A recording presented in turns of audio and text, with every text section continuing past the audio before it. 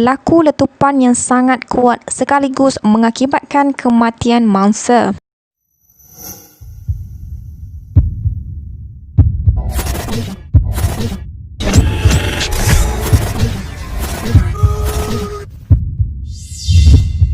Bermotifkan dendam kerana isteri suspek mempunyai hubungan sulit dengan abang ipar mangsa. Suspek Cik Rosli bin Cik Daud, seorang tentera bertugas di Batalion 21 Regimen Askar Melayu Diraja, Pengkalan Cepek, Kota Baru, telah membuat bom buatan sendiri untuk membunuh abang ipar mangsa. Melalui maklumat yang disalurkan oleh kenalan suspek yang juga merupakan jiran selang sebuah rumah mangsa, suspek meletakkan bom tersebut di atas bumbung kereta milik abang ipar mangsa. Namun, rancangannya untuk membunuh abang ipar mangsa gagal apabila mangsa yang curiga akan objek yang menyerupai lampu suluh telah memegang objek tersebut dan secara tiba-tiba berlaku letupan yang sangat kuat sekaligus mengakibatkan kematian mangsa. Kejadian yang berlaku pada 11 Ogos 2013 pada jam lebih kurang 10 pagi ketika mangsa Muhammad Yusrizal Mat Zain 34 tahun yang berada di dalam rumah mertuanya di perumahan JPN Kok Seraya Tumpat Kelantan dimaklumkan oleh isteri dan kakak iparnya terdapat satu objek seperti lampu suluh berada di atas bumbung kereta Nazar Citra milik abang ipar mangsa. Mangsa menuju ke kereta untuk melihat objek tersebut dari jarak dekat. Isteri mangsa yang terdengar bunyi letupan kuat bergegas keluar untuk melihat, namun mendapati mangsa telah hancur kedua-dua tangan dan terburai perutnya serta meninggal di halaman rumah mertuanya itu. Hasil bedah siasat ke atas mangsa mendapati terdapat banyak bahan logam tajam yang digunakan bertujuan untuk membunuh sasarannya. Mangsa mengalami kecederaan hampir di seluruh badan dengan luka tercucuk pada muka dan terbakar pada bahagian dada, lengan, perut dan betis. Pemeriksaan ke atas rumah dan kereta suspek. Pihak polis telah menjumpai peralatan membuat bahan letupan yang dapat mengaitkan suspek dengan kejadian ini. Suspek yang tinggal berhampiran dengan tempat kejadian kemudiannya ditangkap polis. Bagi perbuatan itu, suspek telah didakwa atas pertuduhan pilihan menyebabkan kematian mangsa di bawah Seksyen 304(A)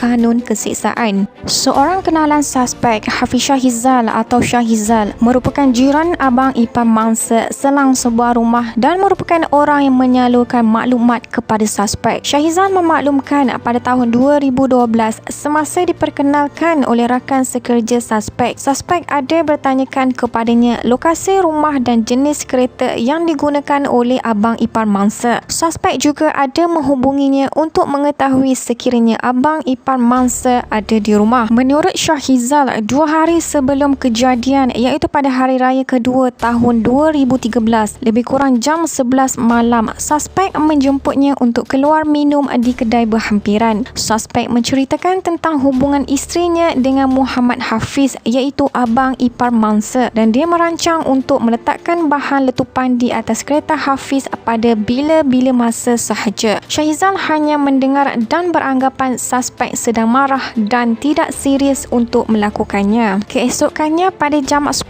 malam, suspek menelefonnya bertanyakan keberadaan Hafiz dan seterusnya pada jam 11.30 malam, suspek menghubunginya sekali lagi dan dia maklumkan Hafiz telah pulang hari raya kerana keretanya ada di hadapan rumah. Kali terakhir suspek menelefonnya adalah lebih kurang jam 3 pagi hari kejadian semasa dia sedang tidur. Suspek menelefon untuk maklumkan yang dia telah meletakkan bahan letupan di atas kereta Hafiz dan mengingatkan agar tidak terkejut apabila mendengar bunyi letupan. Pada pagi kejadian, dia terdengar bunyi letupan dan berlari keluar dari rumahnya dan mendapati mangsa telah rebah dan meninggal dunia di tepi kereta Hafiz. Dia segera menelefon suspek memaklumkan ada orang terbunuh akibat letupan itu dan meminta suspek agar tidak mengaitkan dirinya dengan kejadian itu. Abang ipar mangsa Muhammad Hafiz bin Cik Muhammad Nawi diketahui ketika kejadian dia berada di dalam bilik air sedang mandi. Dia yang bekerja sebagai anggota pasukan gerak am PGA yang bertugas di PGA Perak mengaku pernah berjumpa isteri suspek secara rahsia beberapa kali. Isteri suspek ada berhubung dengannya yang merupakan kekasih lamanya semasa bersekolah dan akhirnya menjadi punca persekitaran di antara suspek dan dirinya. Peguam bela suspek Datuk Syukri Mohamad dalam rayuannya mengatakan mangsa bukan sasaran suspek dan mereka tidak mengenali antara satu sama lain, tetapi nasib malang menimpa mangsa apabila terpegang bahan letupan itu.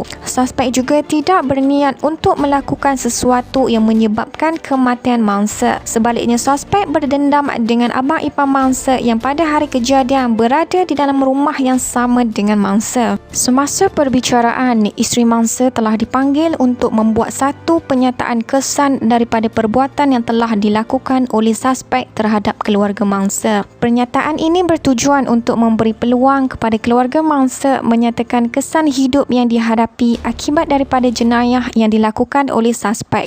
Mahkamah akan mempertimbangkan sebelum menjatuhkan hukuman demi memberi keadilan bukan sahaja kepada suspek tetapi keadilan kepada mangsa atau keluarga mangsa. Mahkamah memerhatikan suspek tersenyum sinis semasa mendengar rintihan isteri mangsa. Mahkamah menilai suspek sebagai seorang yang jauh dari rasa menyesal seperti yang dihujahkan oleh peguam belanya.